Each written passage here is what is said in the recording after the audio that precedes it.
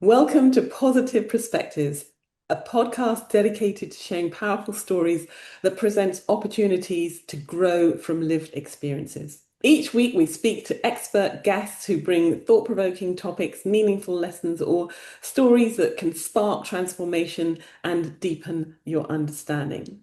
Today, my guest is Rachel Turner, a learning and development specialist who has helped CEOs and senior leaders develop their organizational impact by enhancing individual and team performance for the past 25 years.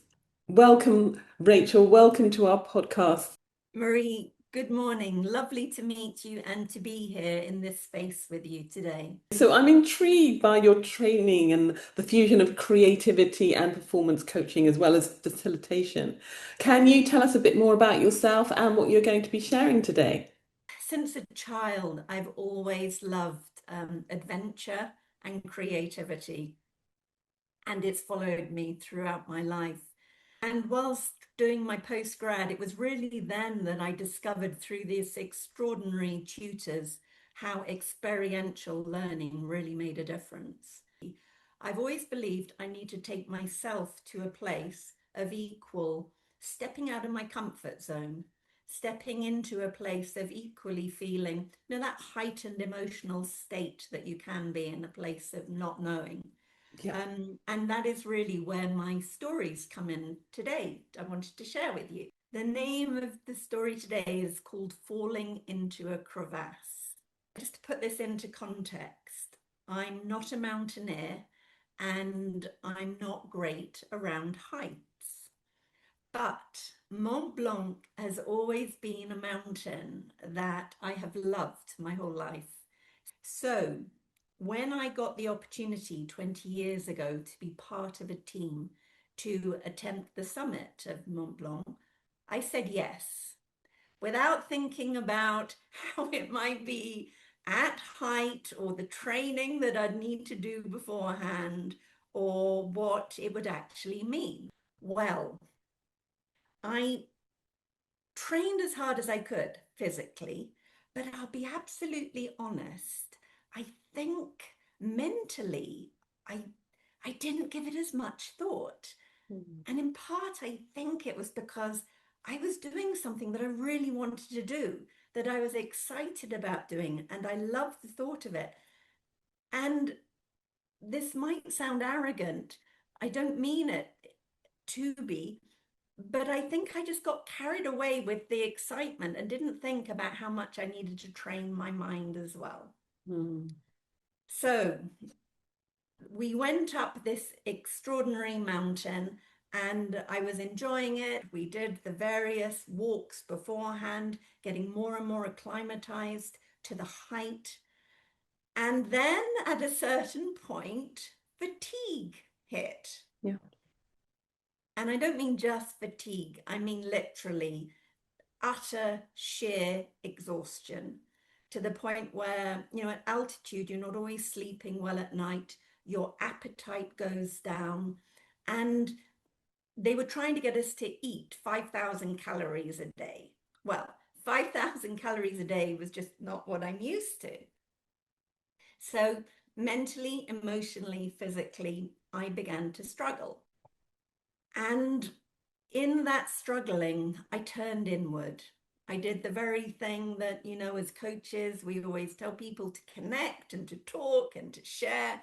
And I didn't do that, Marie. I Mm. lost myself in my own downward spiral of, this is so hard. I don't like doing this anymore. A little bit of a petulant child came out. And because I wasn't paying attention to the rope, because I wasn't paying attention to the space I was in, I fell into a crevasse. I was rescued. Obviously, I wouldn't be here to tell the tale had I not been, but it was an extraordinary experience and I learned a lot through it. So, what did that teach you about focus and also the danger of isolation? The head guy, a man called Christophe Profit, who's an infamous climber in the world of climbing. he sat me down and he told me, he said, firstly, Rachel, you're making a mistake that lots of people make. You're looking too far ahead. Mm. You're looking to the distance and it's overwhelming. Mm. He said something really powerful, Marie. He said, know the summit, but look to the path. And it was that my attention, my focus had gone far, far away, like it can do when we're overwhelmed or Yeah. too much on our plate. We get caught up in that far away thinking. And he brought me back to this moment. And he said, I'm going to tie you to me. You're going to follow behind, and your eyes are going to look 5 steps at the maximum in front of you. And he said, and that is how we're going to climb Mont Blanc. So actually, it was extraordinary leadership. It wasn't me. It wasn't my mindset that got me through. It was his superb leadership, which helped me into a better place, a reset. That phrase is amazing, isn't it? Be aware of the summit, but look to the path. How does that influence your life currently and also the work that you did since that? Yeah, well, it's helped me hugely. Whenever I have a sense of overwhelm or a sense of too much on my plate, I remember those words about bringing myself back to what I can do and to let go of what I can't. To know in my that kind of the fuzzy vision of the summit, sure, of where I want to get to, but I'll only get there if I stay focused in the here and now. That's very impactful, that connection. Because as you were talking, I was thinking the whole kind of area around presence and how we have to be present. But our present can mean many things, especially when we're being triggered by other negative thoughts or our mindset has taken us somewhere that we don't want to go. I always turn around and I say, what's important now? What's needed this minute? And that ties in, Marie, to the second story I wanted to share today. A very different story, but connected about through that mindset piece and paying attention to and letting go. So the second story I wanted to share was about a work trip I had to Japan when I was with a group of consultants. And we went into down a little side street. There was like a fun fair and an arcade. And I saw, one of those glass cases where they have cuddly toys and different things you can win. And there's a crane which comes in and you guide the crane and pick up your chosen gift. Well, I saw this, it was a ewe, it was a sheep, it was this thing with huge ears. And I just had like this sense of, I looked at it and I thought, looked at the crane, I thought, I can do that. I can get that. I can win that. And so I started walking towards it, and the consultants I was saying, what are you doing? That's so ridiculous. You'll never do it. You will, such a waste of money. And Marie, I just had this sense of like, I knew there was something about the alignment. I knew I could do it. I knew, like I knew, like I knew. And on this instance, I blocked out the negative voices. Mm. On Mont Blanc, I fell into the negative voice, my own negative voice. Yeah. This time, I blocked out the voices that were saying, you can't do this. And I knew I could. And I focused this time on the task in hand. And by focusing and just staying connected to that you and that funny little face inside, I guided the crane down, and the crane came down, and the crane lifted the you up, and voila. There was a street full of people all around, and they all began to cheer, and they were like Japanese, I don't know what they were saying, but it was like there was a great celebration. Yeah. And there's times when we have to block out negativity, and that was just they're two different stories, but there's kind of this connection in what do we pay attention to, what do we allow to grow. And the lovely thing, I think, though, Marie, is whether we succeed or fail at anything that we attempt. So, how would you then distinguish between healthy determination and unhelpful stubbornness? I think for me, it's a matter of health Mm, and hurt. Does it hurt myself or mm, anybody else? Is it healthy for me or not? Is it healthy for the situation? And I think the difference would likely be around how open I am to listening. I might not do what somebody else is suggesting, but I need to be open to hearing the virtue, the argument why. So I think it's about staying open mm. and then making a conscious decision from a place of calmness and clarity. It's definitely. Because I always find when I have not slept well, or if I am in a task that I know is going to take forever and not necessarily wanting to do the task, that Yeah, I come to the table with a different energy for doing it. yeah, Sometimes it's better, and I speak to my clients about it, to get up, have that little bit of break, get some fresh air, or just yeah. do something different. There's something very powerful in moving away from a situation, finding a moment to pause. It's really important that the whole area around resetting, that's something I say to my clients all the time. We definitely have to, and it's more around the progressive Pomodoro technique, whereby, if you're in the flow, go with it, and then have a longer break if you need to. Absolutely. I mean, energy is what we bring. Yeah, Wherever we're working, whoever we are, doing whatever we do, it's the quality of the energy that we bring. I have no guilt whatsoever about giving myself proper breaks, proper time off, yeah, to recuperate. In information security, they used to say, with working with putting in a security infrastructure, it's 5% technology and 95% getting people to a place emotionally, mentally, physically of being able to accept the change or the new technology, whatever it is. yeah, yeah. So that's And encouraging a culture where there's a psychological safety, where they feel that they can talk yeah, about it, they can be honest, they can yeah, say what they need to say, and then everyone learns together and grows together, and everyone's on board with that. yeah, most definitely. And we're all in different situations, and helping a client recently through a restructuring. It was like one of them in the team had a partner who had another salary, another person didn't have a partner who had another salary. Somebody's was expecting a baby and had half been thinking of taking time out. And so every single person is in a different financial situation, relationship Mm. situation, and one size does not fit all. Yeah, yeah. So actually preparing the ground, if I had prepared my mind better for how to be when the exhaustion, the tiredness set in, Mm. I might have spoken up a little bit earlier before I tumbled down the hole. Yeah. And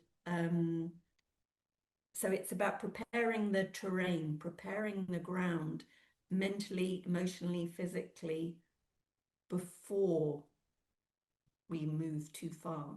So when facing adversity, how can leaders stay in the driving seat rather than Mm. falling into a kind of reactive mode? I think a calm mind is one of the greatest gifts we can have.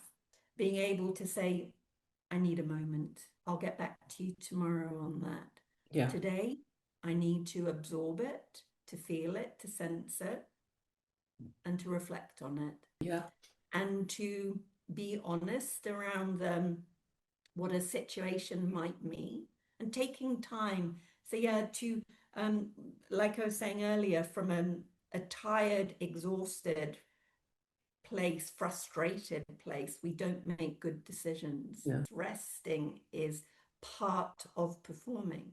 Yeah. And that's what I tell my leaders. This is an essential part of your strategy, your leadership Yes, strategy of who you are yeah. and how you operate. And it will determine exactly that. And if you don't, why should anybody else? I mean, if Yeah. you don't, as the leader, show responsibility for yourself, take care of yourself, as in working pace. Pace is critical, Marie. Mm, That's, I mm, think, the other thing I would say is not being rushed into somebody else's pace other than your own. I yeah. love running. I'm a slow runner, but I will run and I will run at my pace. And I might not be the first or the second or the 20th to finish, but I will finish it in the time at a pace that works for my body. So there's this mindset about one size kind of fits all. And even if we don't think that, we still kind of edge towards that. And now we have to think of ourselves. What works for me doesn't necessarily work for you, and vice versa, in terms of the way we kind of reset, the way we perform, the kind of energy levels. Yeah. When you ask a leader, it's kind of like, when's your peak performing time, productivity time during the day? Everybody is different. And then some days you might be totally different because something else is going on in your world that sent your, productivity and your energy levels Yeah. over the mountain, pardon the Yeah. pun. Yeah. So what can we do? Be authentic, be real, and say it as it is. Yeah, yeah. And having that awareness and understanding of self and ensuring that our boundaries, we Yeah. live to our boundaries, Yeah. so that we can be the best person that we can. And keep almost a bit of a diary around what changes they might notice, because at a leadership level, one hopefully has the self-awareness to notice that from a physical perspective, what's different? Oh, I'm not sleeping as well as I normally do, Yeah, or I'm eating far more than I normally do. yeah, Emotionally, what's changing? Oh, I'm sharper. I'm less patient than I used to be last week. And noticing these even small changes physically, mentally, emotionally, or behaviorally yeah. help to give us feedback around, oh, actually, I'm getting a little bit close to that crevasse. I think it's noticing, isn't it? And then you make a conscious call. So, what advice would you give someone who feels disconnected or overwhelmed, at work or in life? I think I would say to them, give yourself permission to pause. I think that we cannot, again, from a tired place, from a feeling of being unsafe, we don't make wise calls or good decisions. And Mm, our perspective is a little bit shaped and colored by that feeling. So I would say give yourself permission to pause, be kind to yourself, and then I tend to throw it all up onto a blank piece of paper, everything that I have that needs. And then I personally find Covey's quadrant, putting it yeah, into important, urgent, and important but not urgent. I find once I've thrown it all up onto a blank, great big piece of paper, I then find helping to sort it, yeah, but doing that from a calm place. And then once we're in a calmer place, I then would say, move the body. Moving the body moves the mind. mm, mm. So I walk, I go out into nature. There isn't a day when I don't go out. The movement brings calmness, you know, It's very grounding, isn't it? To be in a very space that's grounding. bigger than who you are. Yes, yes. It puts things into perspective, and it's paying attention whilst you're walking. I was very lucky to have a mum and dad who showed us through taking us out into nature and with animals and plants just how precious they were and how much joy they bring. Yeah, Those simple things that don't need to cost anything. yeah. So it's my place of returning is always to get out there and to breathe Mm. and to connect. So, if you had to sum up your philosophy on resilience, What Hmm. one sentence would that be? One word, maybe. Try. I think resilience is born. We're all born resilient. I mean, look at our extraordinary body, the systems within, respiratory system, our brains, our emotions. We're extraordinary, this human being. So we have resilience built in. We're built to be well, I personally believe. But one word is to try, because through trying, whether you fail, whether you succeed, resilience is born through the experience of trying. Confidence and resilience are twins, almost. They're like non-identical twins. You can't have one in a way without having the other. Mm. Mm. So attempting and failing, you still have a sense of I tried, Yeah, which builds your resilience because you've got an experience now to go on. It doesn't matter what the result is, just try. We're far more capable than we realize often. and sometimes when you try something, it takes you on another road Yeah, where you're, more successful with that, or yeah, that's the road that you're supposed to be on to learn what you need to learn to move forward. yeah. And and you might learn that something isn't for you, and that's equally useful. That's powerful. Yeah. It's so, but in not trying, in never attempting, we never get to see ourselves in the fullness, Yeah. actually, in the extraordinary fullness that every single person born has. Beautifully unique. Great. So, with that, do you have one positive takeaway that you can tell our audience today? One positive takeaway, I think it would possibly be that sometimes when you're hardest hit, it's easy to kind of to turn inward, and whether that's to be critical of yourself or to feel at a place of lowness. But actually, that when we're hardest hit, there was a beautiful poem I once read. It said, when you're hardest hit, do not quit, because there is something to be gained Mm, from trying and getting through. There was something I wanted to share, which is about people often talk, Marie, about the light at the end of the tunnel when you're going through a challenging or a struggle. mm, And, I often think now that actually the light at the end of the tunnel isn't a light there, it's actually a mirror. And mm. the light is a reflection of that little spirit that we have within us that we need to keep. That's what we need to keep Yeah. lit. Yeah. And, there is a place for saying enough is enough, for giving up, obviously. But sometimes just with that tiny little reset or a tiny asking for help, there is a different way of seeing something. Yeah. Yeah, Pivoting into another space, onto another yes, journey. or into a different perspective. Yeah. And there is a sense of achievement that can, and confidence that can Yeah, support you to do other things as well. absolutely.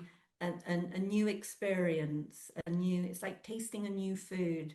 Well, once you've tried it, now you know it. Yeah. But if you never try it, you never taste it, you'll never know what pink melon tastes like. Yeah. Totally. It might not be Well, for you, but you can try it. definitely.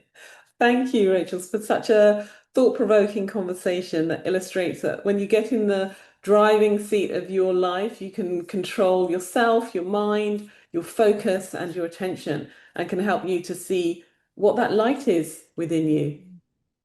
Thank you Thank so you, much for Marie. sharing. It's a pleasure. Thank you for having me. Thank you.